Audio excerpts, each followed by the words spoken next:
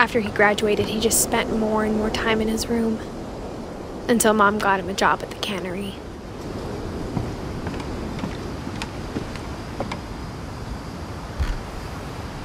Everyone always told me to stay out of Lewis's room, except Lewis.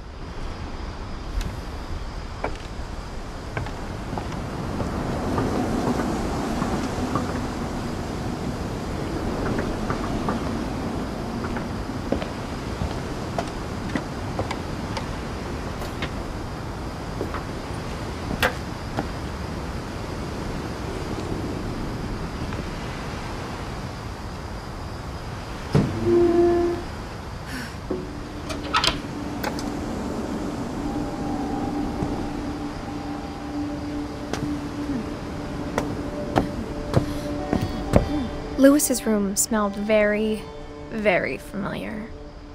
That part of him lived on.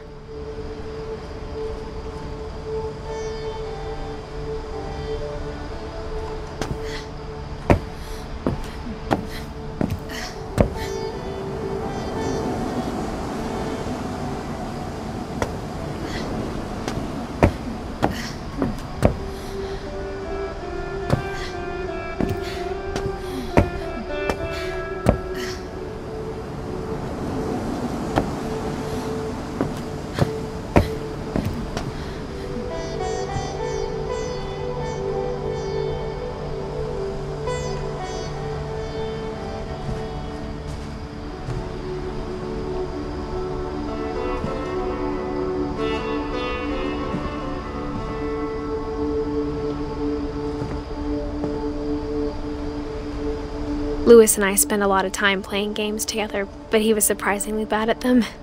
He died a lot.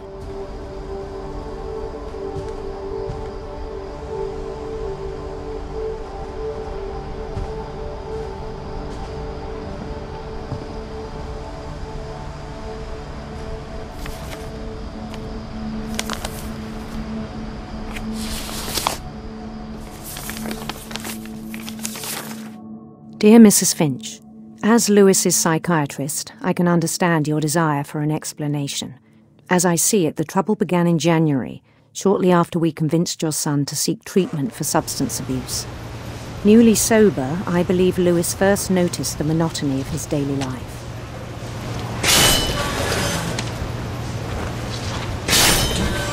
He kept working at the cannery, but he withdrew part of himself. In our sessions, I saw the same behavior. His mind began to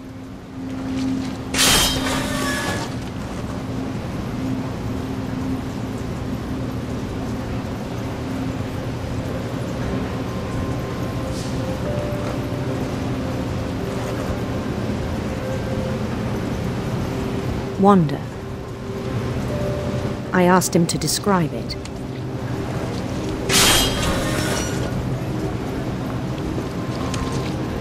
He said he started small, imagining a labyrinth.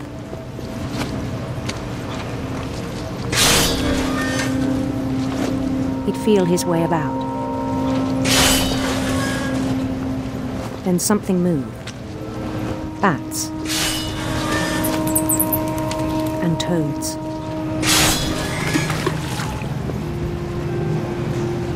And things that have not names.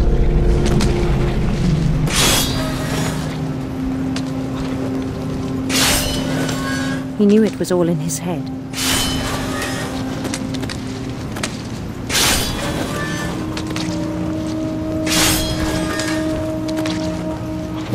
But he took it very seriously.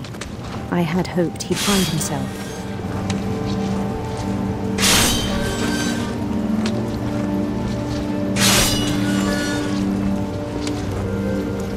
But he found something more. I worried about him then. Daydreaming at the cannery.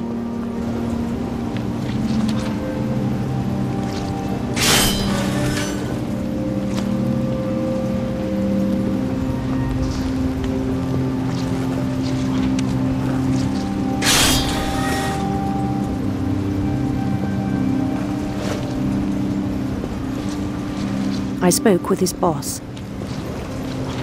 but he said Lewis had become a model employee. Methodical, tireless, focused. Like a whole new Lewis. So I let him go on.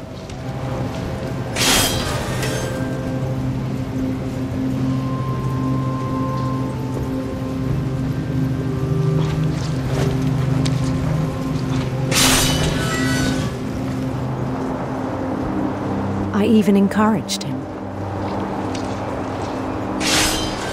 It seemed very promising at first.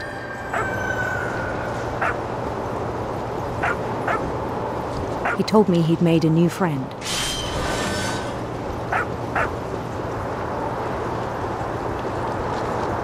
On the edge of a city he named Lewis Topia. He built the city up slowly, brick by brick. Then he made musicians.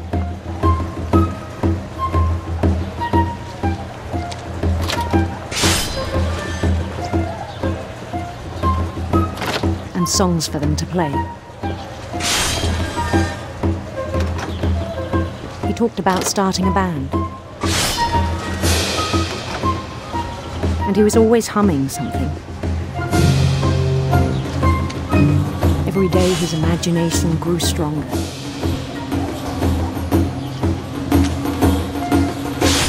He no longer spoke at the cannery.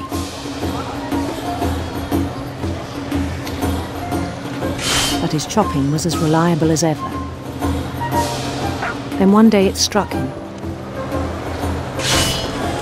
that all the cheering crowds, even the stones under his feet, were all in his imagination, so he could do whatever he wished.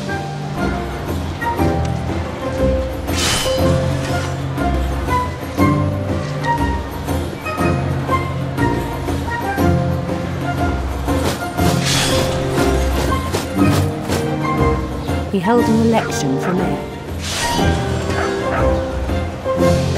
And he won. They begged him to stay, but his mind was already wandering. It became a game for him.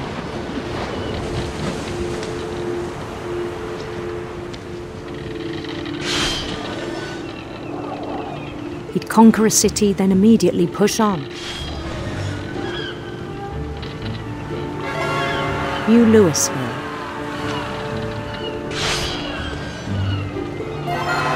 St. Louis.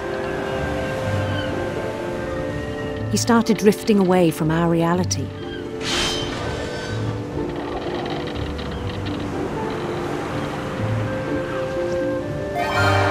Minneapolis. Until one day he forgot to go home from the cannery. Even as his mother pleaded with him, part of Lewis kept sailing on.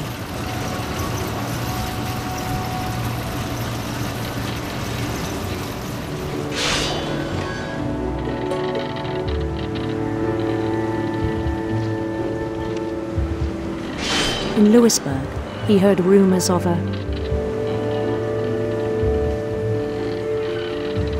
handsome queen.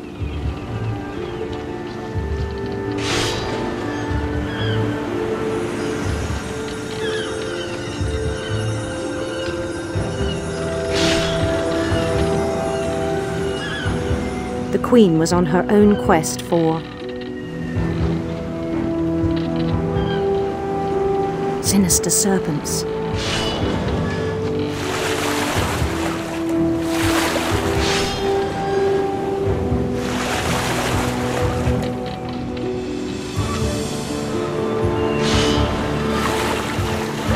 He followed the sound of her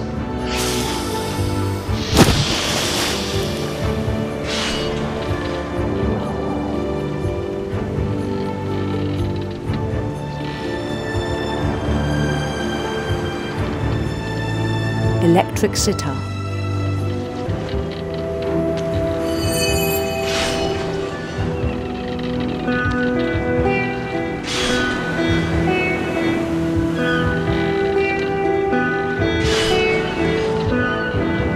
His chase led him to a golden palace east of the sun and west of the moon. Even then, his logic remained sound.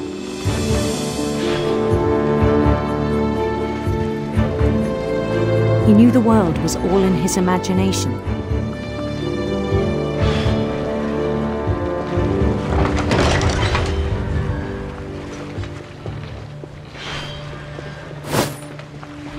But he was so proud of having created it.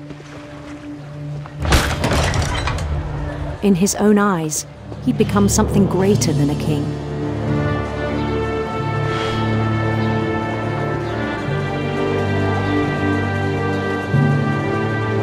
For someone who'd never known success in the real world, I think it was overwhelming. And then it struck him that the real Lewis was not the one chopping salmon, but the one climbing the steps of a golden palace.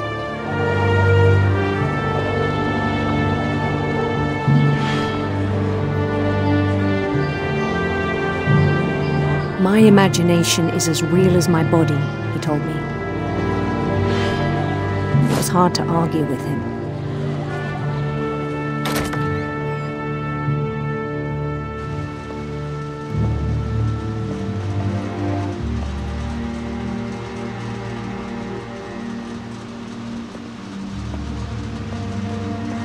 He began to forget the world we know.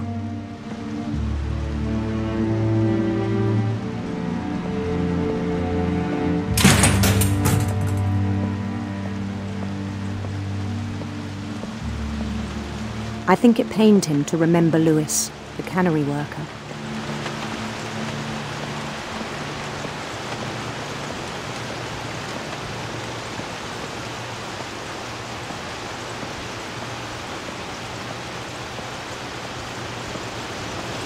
He began to despise the man with a royal contempt.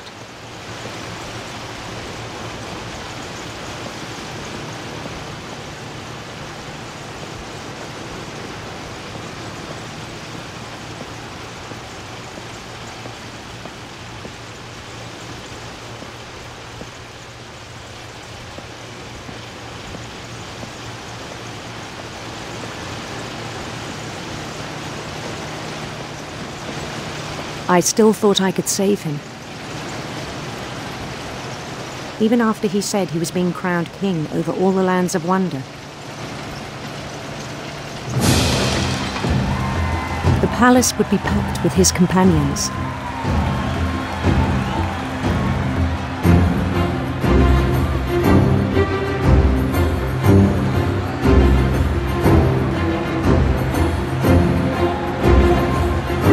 Including the wise Calico who'd insisted on inviting him.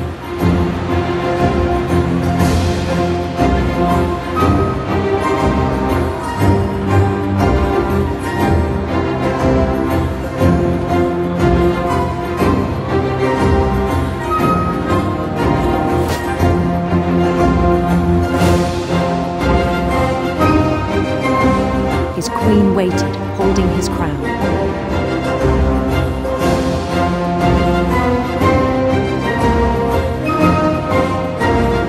There was only one thing left to do.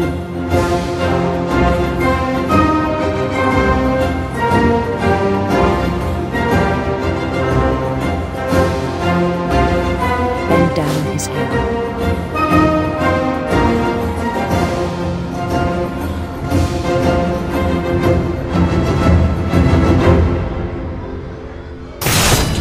And the rest I think you know.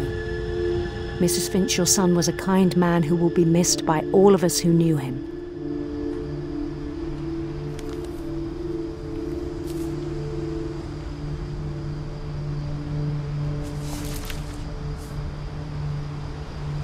My brother was really cool. I wish you could have met him.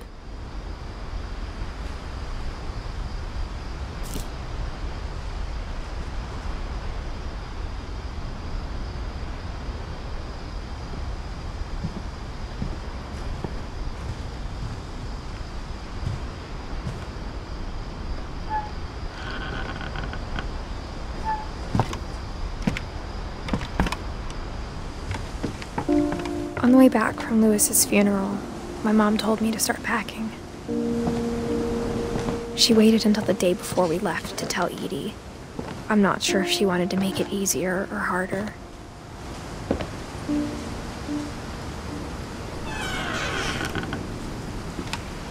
I wish we'd stayed.